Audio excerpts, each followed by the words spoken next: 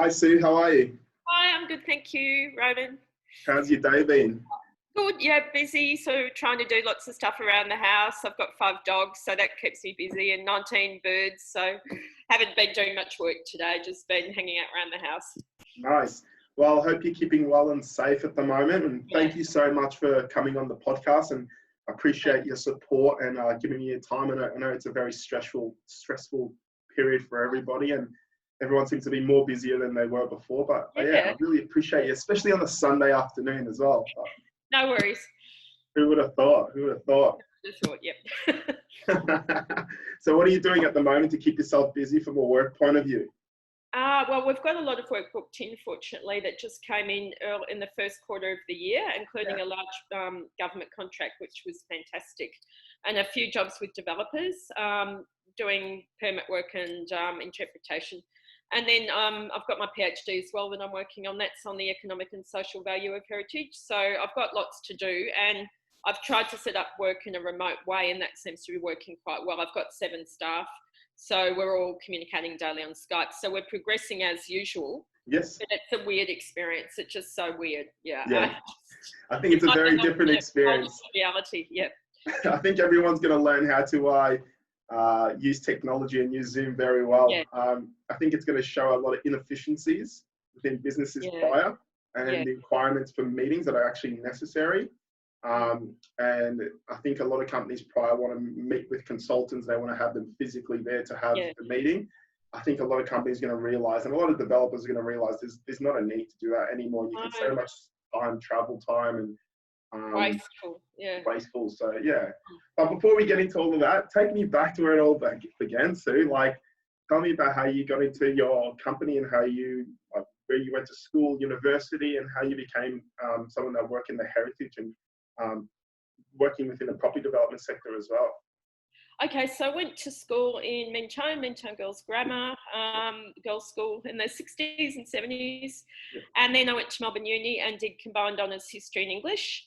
Then a few years later, I got a Master of Arts in Public History, and that's at Monash. And that's history for it sounds obvious, history for the public, but it's distinguished from academic history. So it's history in very popular formats, like all that you do, signs, exhibitions, digital media, film, that kind of thing. So history that has a public outcome rather than academic outcome. And over those years, I worked for a number of places like the ANZ Banking Museum, which was incredibly boring, I might say. It was so boring. And then worked for the old Department of Conservation, Forests and Lands, the Australian Heritage Commission, a lot of the government departments as a consultant while I was working for the State Library of Victoria as their historian. So the State Library let me run consultancies at the same time, weirdly. That's amazing. Whilst working for them, they still allowed you to be ambitious. That's beautiful. It was just that I was interested and I was driven at that, for not really, I can't even describe it. I was just driven by work. So I always wanted to be the best in the world at what I did, which sounds very arrogant, but I had that aim from very young age with what I was doing, probably in my late 20s, early 30s, and I'm now 58, so that's young to me. But during that time, I thought I wanted to do the best work, and I didn't know what that meant. So while I was at the library, I was first of all their field historian, and I collected historical material for the state collections, visited lots of donors, gave lots of talks. And then for 3 years, I ran something called the Public History Centre, which is what it was named, So we did this sort of commercial work that I'm now doing as a consultant. But they shut it down, even though it was the only profit-making part of the State Library. So I left. There were other issues, but I left. And then I worked for a big branding and marketing company called Australian Business Theatre. And this is in about 2000. Then I was retrenched after 11 months. It no longer exists now, but I was their head of museums and exhibitions. So I had no money and I was actually building a house. I'd had $14,000 worth of timber delivered the previous day. I was on a building. And I sort of thought, well, what am I going to do? I'll be a consultant. So it wasn't like I had it really carefully planned and heaps of money in the bank and a big plan. It was more just it happened. It just fell into place, yeah? Yeah, but it was very difficult. I was trying to own and build a house, start a business. It was very hard for a number of years. And I think the first 10 years, I only had 4 weeks of leave in 10 years. because I was working, and it was very difficult because it's a niche area, heritage and the arts. And now it's been going 19 years. And I think over the time I've made every possible mistake in business, but I started to get it probably about, I don't know, in the last half of SHP, started to understand how it all worked, how to be a consultant, how to deal with clients better, the kinds of jobs we could aim for. And the business started to grow and grow. And in the sense it was regarded as a top business internationally. We've worked in India, 5 other countries. I think I've given advice in Japan for UNESCO and things like that. So I think my emphasis has always been on the best quality work. And it's just because all of us at SHP believe in doing the best work, even if we're over servicing a job. That's just the values I've always had. So it's driven, of course I love money and I love skiing and we're driven commercially, but the main thing is we're very proud of our work. And I think that's what's really given us the reputation that we currently have.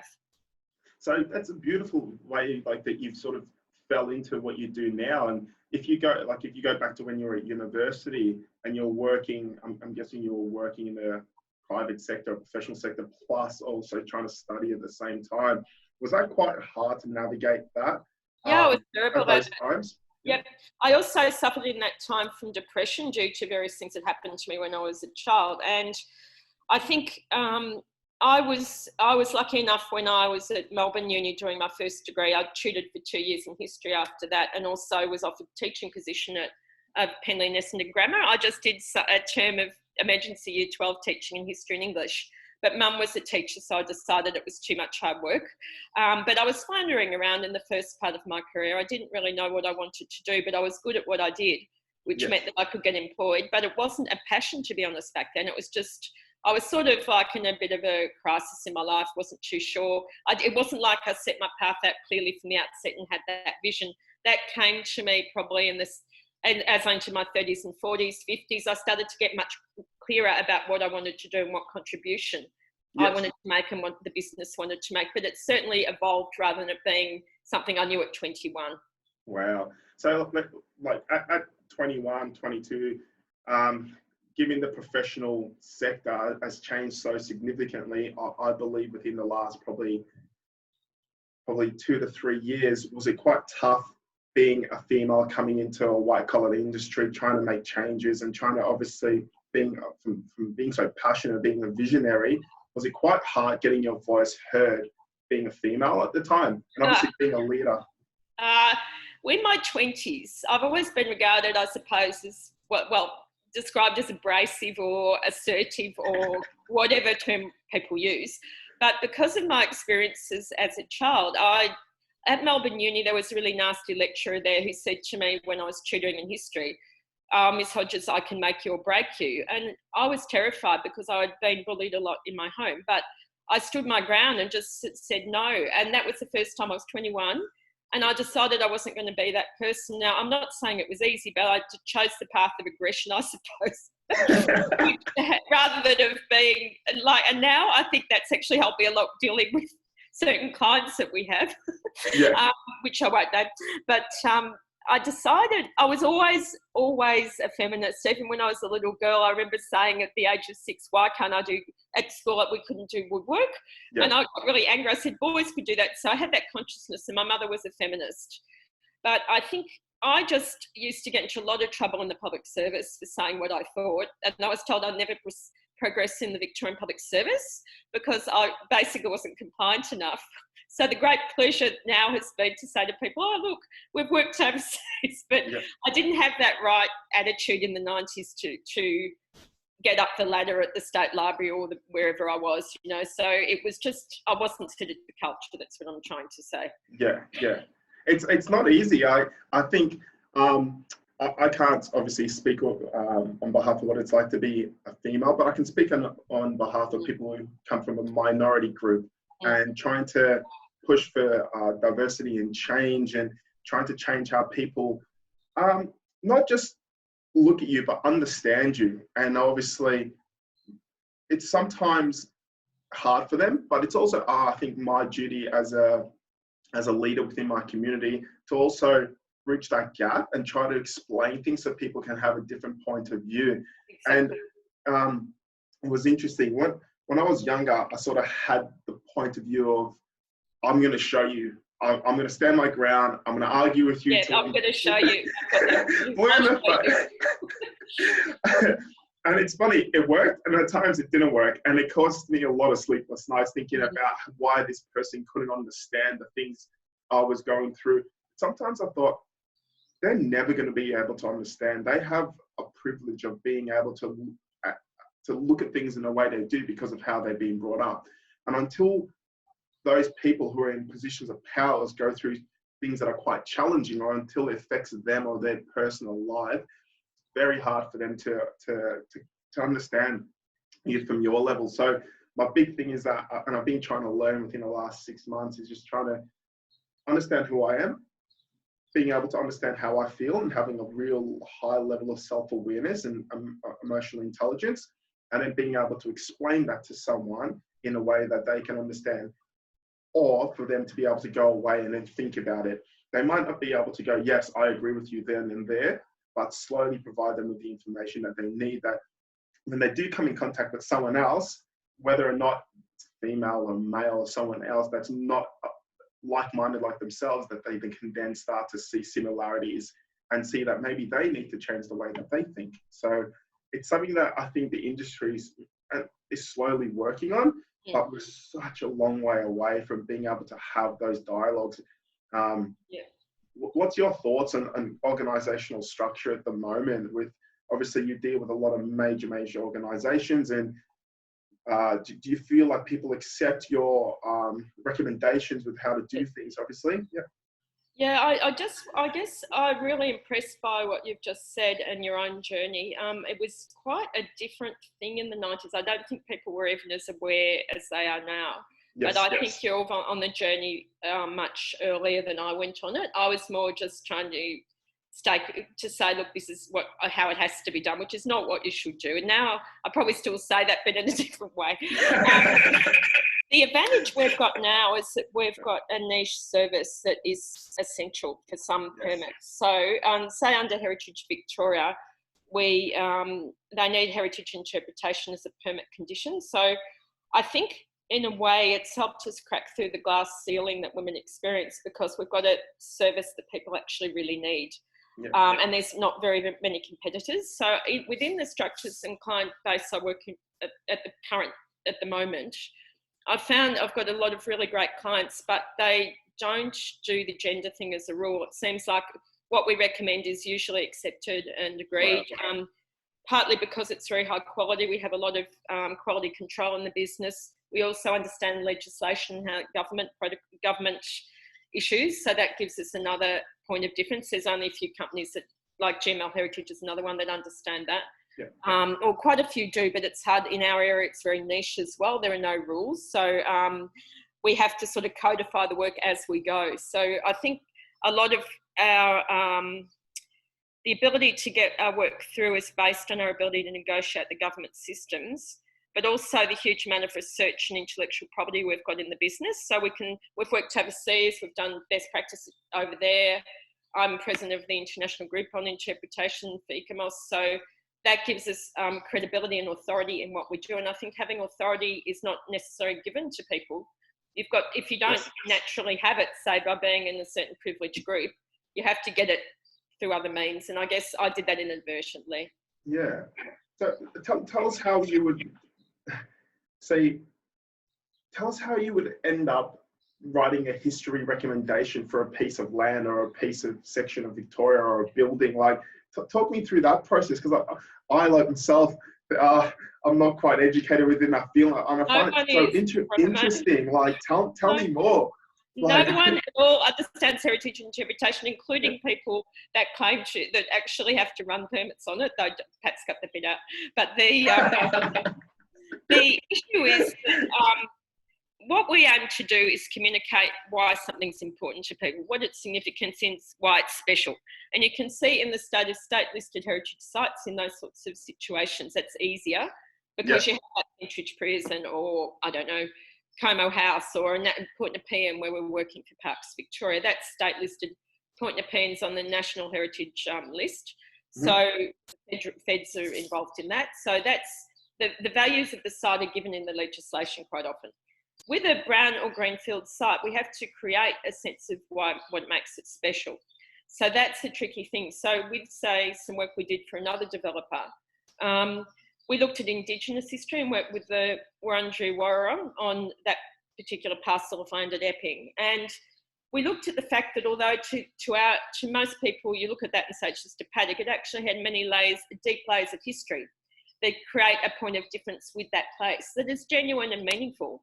Because you think about the fact that the Wurundjeri have been on that land for 60,000 years probably, and we come along and go, oh, there's nothing here. So that's where we come in to work with that group to say, if you look closely, look at what you can see. See that stream there, see the piece of land, hear the frog that comes out. That's a frog that croaks in one of the 7 seasons that the Wurundjeri Woi have. So you can start to see, you have to have a different way of seeing the place, and that's what you communicate to the public. And it means really any site has something special about it, and it's linking what's special to the incoming community that's important in the cases of development. Wow, that's brilliant, because like sometimes even when I think walk along the beach, or I'm in Elwood, and they've got little stories written on the ground about little artifacts about the history about Elwood. That's what we would do. So that we didn't do that, but that's exactly what we would do. Yeah. For me, that's brilliant, because I love Aboriginal history. I'm not saying in any way I'm educated within that particular stream of history, but I love it. I want to learn more. And it's interesting, as a developer, I always think, as an engineer, I always think like, I want to understand the history of this land. I want to understand the people. Before I go designing communities for the future generation, I want to understand how this land was used before and what it meant to everyone, like 1,000 years ago, 2,000 years ago, 3,000, whatever it may be. Because I reckon if you can create communities where people have a great understanding of that land and a great understanding of their surroundings, it creates that really warm community factor. And I think the Aboriginal culture and histories, it's almost being forgotten to so much, I think. And you don't really hear enough about how the community and how the land was actually used by these people who are the first people of this land. And it's brilliant that you're able to tell that through your job. It's an amazing job to be able to have. What we actually have done is tell every client that they need to tell Aboriginal stories as best practice, and it is best practice. And we haven't had anyone say no. So they're paying, each client now, no matter who they are paying the Aboriginal people for meetings. And it really is essential, because they've been left out of a lot of the history in the past. And it's their voice that's coming through. We mediate that voice at SHP. For instance, we'll work with them to write the text panels or to design them, and work with their artists. So that's a really exciting process. But you feel that their voice on the site is being heard, just as the voices of other people who are now long gone. So in a way, it's like we articulate the ghosts of the past, or we bring them alive, as it were, for people. But more importantly, with Indigenous history, we're also coming at it from a social justice point of view. So we take the view at SHP that the actions we take as historians today can be meaningful for people. So if, for instance, you have a member of the public who thinks that Aboriginal people are on a rort, for instance, or they get too much money, and why do they complain? The work that we do helps answer those questions, and through empathy and through storytelling. For instance, with this work we did at Epping, the Wurundjeri Woi wanted to talk about conflict history and massacres and smallpox, things that really decimated their community. So the client let us do that and let them do that. And so that has apparently been very meaningful for the incoming community in Epping. They're really interested. And so I think that's where you think the rubber hits the road. And if you can, my view is, if you get one person even to question something or think differently or have more empathy for someone, like from the past or from the present, then that's a change that needs to happen. Yeah, you're correct. You're 100% correct. And I was speaking to a landscape architect recently who I had on the show, and I was mentioning to him that we have these beautiful open spaces that are requirements that obviously are part of developers, engineers, that we need to have open space, but a lot of those open spaces have to be a minimum. Like, they might just do a nice little park, they might do some play equipment. Yeah, cookie cutter type of stuff, which I find so frustrating. I was explaining to him, it'd be lovely to design somewhere, like, even if you have a wetland or open space that has like a little like hide and seek type of We're doing it for another developer in, I won't mention any names, but Alex used to work there. Alex. Okay, yeah. But they've got, the architects have designed a game, and we're doing sort of like interpretive puzzles within the game and Aboriginal history.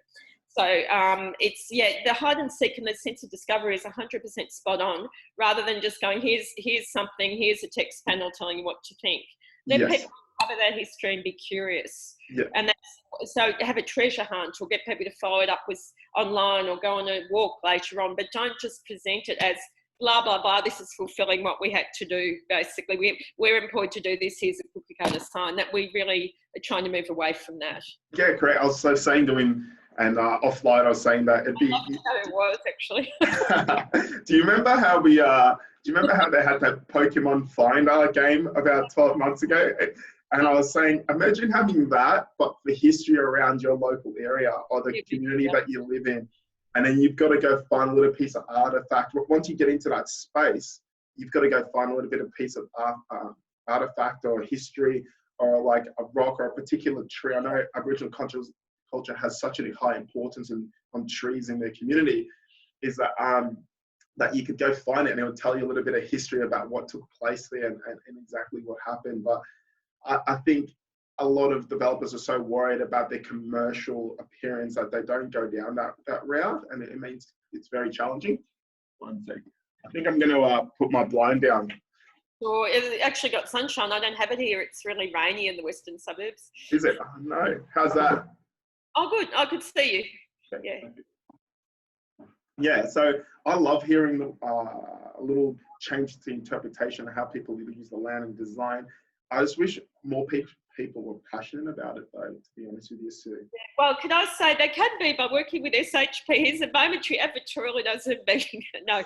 I think one thing I find with, I've actually written an article on this for a book called What is Public History Globally, is looking at what it means to have a deep connection to a place. So architecture is a physical response to a site, and, you know, I'm not dismissing it, obviously, but it's one way of reading a site, and you respond to the physical elements, but the historian looks more deeply at the intangible history of the site, the stories that aren't visible in the public realm or the physical location. So it's the hidden history, the stories of the people that were there, that we try to bring forward as much as the physical elements of the site. And if you bring it together, it gives the site a voice, as it were, or a unique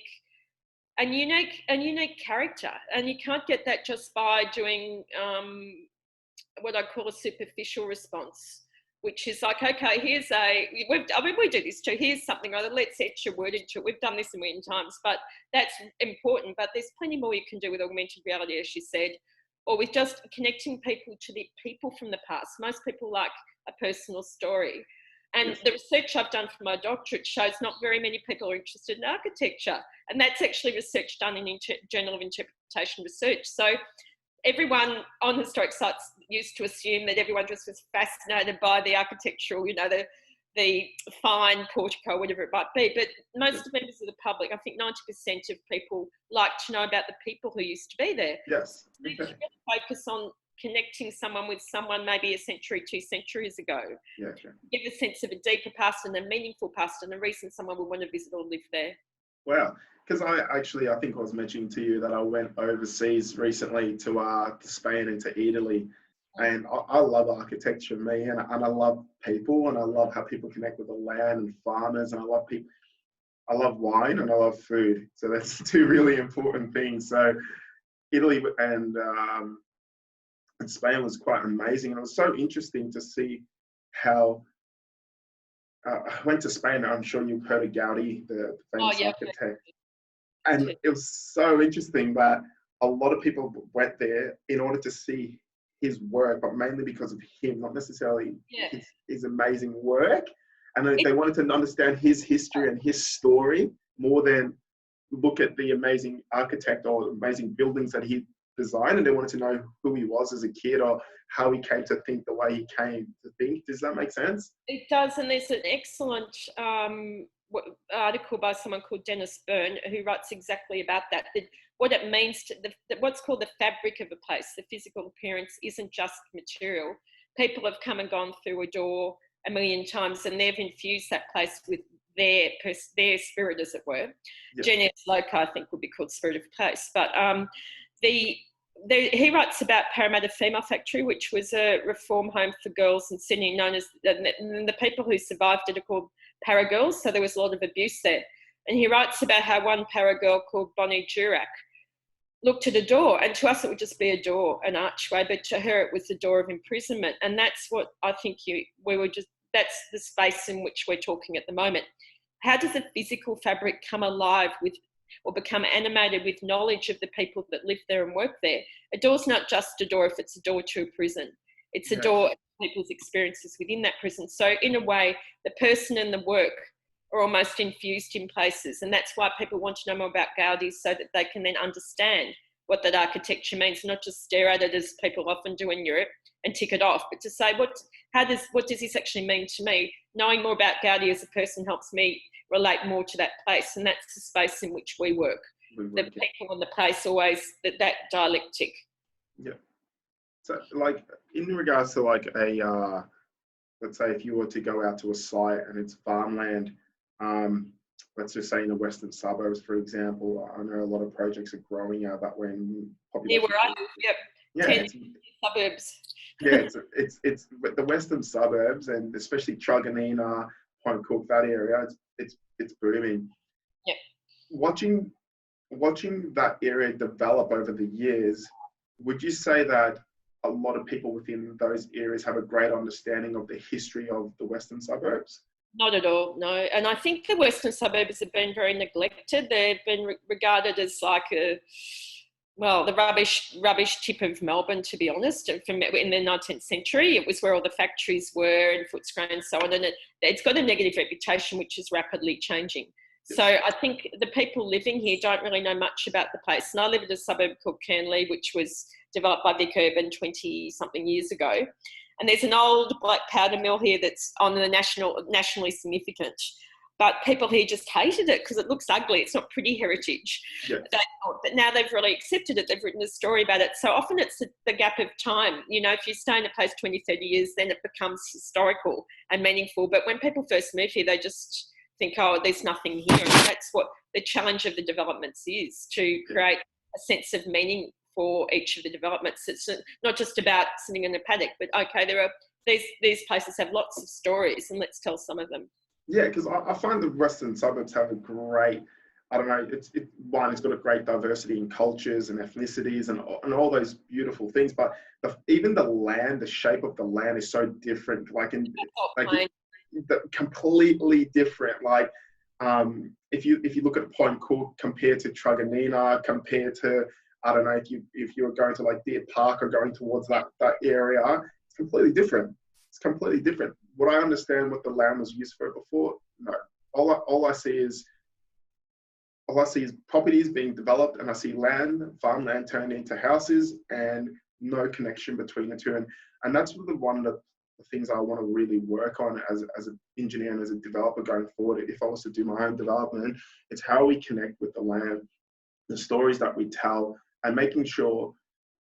I always think like this. I want people to come to the suburb that I live in. I want them to come and feel like they're part of it, not just from, yes, their house is there, but they're part of that history. And we always think like people go to Spain or Barcelona to visit Gaudi's architecture. Why can't we create something like that? It doesn't have to be as grand and take 40 years to build. Create something like that within our communities, where communities travel and see and connect with each other and want to be not so isolated. Exactly, and I think that's crucial. Some developments I've seen, and I'm thinking the eastern suburbs, just chewed up the land, and there's not even many parks there. It's just cramming houses together. That was at Paspackenham at one point. But what I call unscrupulous developers. But say Lend-Lease, whom we've worked for, their suburbs are very successful generally because they've created a lot of open space, which people need. And the other thing is being attentive to the rhythms of the land. So say if you work with the Indigenous people, they've got the 7 seasons, and they make you attentive to all the little changes around you. And that's the sort of role where if you start looking more closely, you develop a better connection with the place. But if you've completely razed everything to the ground, there's no way of being able to do that. So leaving some elements of nature in those developments actually from my research, actually increases property values, rather than just making it all like cookie cutter houses that are squished together, where people are just buying for, I guess, because it's the cheapest. Yeah, correct. How long does it take to conduct a study or to write a paper? Like, let's say if I was to engage your company and we were like, okay, we've got this new development out in the western suburbs. It's so big, this many hectares. I would like you to come up with a report for us to understand the history. How long does that take? And not very long. We usually do something called a heritage interpretation plan. So we do a physical survey of the site to identify the important historical features and heritage features. Then we do research and do history, and then work out the key stories that can be communicated in different ways. Probably 2 to 3 months, depending. Yes. We did a massive project for Western Health in 2 months. I wouldn't recommend that again. It was exhausting, but it was just a panic over the new Footscray Hospital. But we could easily do that in 2 to 3 months if it were urgent, or else a bigger project like a massive development might take 6 months, 12 months. But that's also working with all the other people on the site. And with Pentridge Prison, we've been on that since 2012. We've worked with all the engineers, the architects and so on for all the different parts of it. Wow. It depends on the scope of it. And then we deliver the interpretation too in different formats like signs or working with landscape architects, augmented reality, anything that is of public appeal. Oh. So usually that kind of thing can take 12 months for the start to finish, 18 months. It works in with the other cycles of the other people on the site. Okay, lovely. So tell us what you've got planned for the rest of the year. Currently, obviously, we haven't mentioned it, but we talked before that we're on lockdown at the moment with dealing with coronavirus, as they say, and we're trying our best to look after each other for the mental health, well-being, and physical health well-being. What do you have on for the rest of the year in regards to projects? Are you working offline at the moment on? Yeah, I took this team offline, I think about 2 weeks ago now, because I sort of. We often get tipped off a bit by government because we work with government about what's going to happen, and you could see that they were going to go to lockdown. But I also had the welfare of my staff and myself in mind. I could see it was a really dangerous disease because I was overseas. I was meant to go to a conference initially in March, and then I was overseas when the virus hit Italy, so I could see the damage it had done there. And I was lucky to get back. I got back 2 days before the quarantine thing. But yeah, so I think the rest of the year, the way I've decided to see it is that I want to complete my PhD, which I've had on my books for a number of years. And my supervisor has let me know there's no excuse not to finish it now, so because I'm locked in the house pretty much. I also had 2 books, one hands-on history that I actually sold out of over a number of years, so I'm republishing that. Another one, a new one called Hands-on Interpretation for just this situation where people don't know where to start, so I can finish those. And I guess I've got 5 dogs and a lot of ducks and chickens, so I want to spend time with them. But really, I thought I want to be really, if I can, be really productive because that will work for me. It's not saying everyone should do that, but if I'm not productive, I could see I'd slip into some sort of depression or panic or something. So my idea is to keep being productive and creative. And then when it's over in a year or 2 or whenever it finishes, then I'll have all of that done and then straight into skiing and those things. But as far as SHP, the business, we've got quite a lot of work on. We've got a major contract with Parks Victoria to do point-of-pen interpretation down on the peninsula just before coronavirus lockdown struck. It was signed about 2 days before. So it was like I was so grateful. But also we've got quite a bit of work with other developers. We've got some other local government work in New South Wales and Victoria. So far, so good. But like all of us, it's unpredictable what will happen. So we're still out there trying to get new work. And I figure the government will have to keep some things going because otherwise the society collapses. So what can be kept going will be kept going, I think. I think we're very lucky I myself to be in the engineering, construction, property development sector. I'm very blessed. So I also feel like very guilty, to be honest with you, a little bit as well. It's a real shit. I don't swear fucking online much, but it feels like shit a little bit. I feel very guilty. So trying my best to look out for as many people as possible and make sure everyone's okay and people that I'm personally friends with, and obviously people that I'm not personally friends with. Anyone I see on social media or on LinkedIn, just making sure that everyone's okay and trying to send as many positive messages as possible, because I know a lot of people have lost their jobs and who are going to go through financial crisis. And I know it's a difficult time. So I think the most important thing for us is to, as humanity, is to look after each other, work together, and put aside our differences to fight this cause, and really checking on each other on a daily basis if you can personally, and try to keep active and keep moving, even if it's just walking around your house or around the backyard or wherever it may be. But I've got the 5 dogs, so I've got to go 3 walks a day. So I'm actually exhausted from walking all the time. But no, I agree. I think it's also trying to be kind where you can.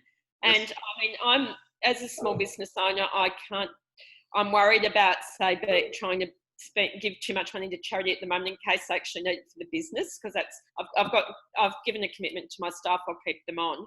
But beyond that, if I get more work, then I'm thinking, what can I do? Even if it's not donating money, what could I do for charity? Could I go out and do something for pets of the homeless, or that kind of thing? Things that I'm very interested in, animal charities and things like that. I'm just still working out what to do. But I think the idea, I think Liz Gilbert, the writer, said just keep creating. And that for me, that works. And other people might just be Netflix the whole time, and good for that. I'll be doing that some of the time too. Yes. But I think in a way, it's a big challenge for all of us to face what I call our shadow as well. The things that we have let slip, or that we're not good at, or that we don't want to face, we have to face them now. So I'll end with a bit of new age-ish stuff. I think it's a change of consciousness too, because when it's over, there'll be a lot of trauma in society. So it will be about how we all deal with it. It's not going to end when the virus ends and goes away.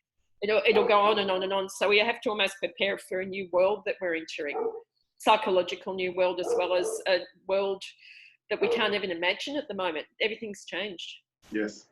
Well, thank you so much for coming on board today, Sue, and I appreciate you giving me your time. And I am so excited to get you in the studio and actually meet you face to face and actually let our audience connect with you. But this is an amazing little snippet of the beautiful conversations that we will have in the future when this is finally past.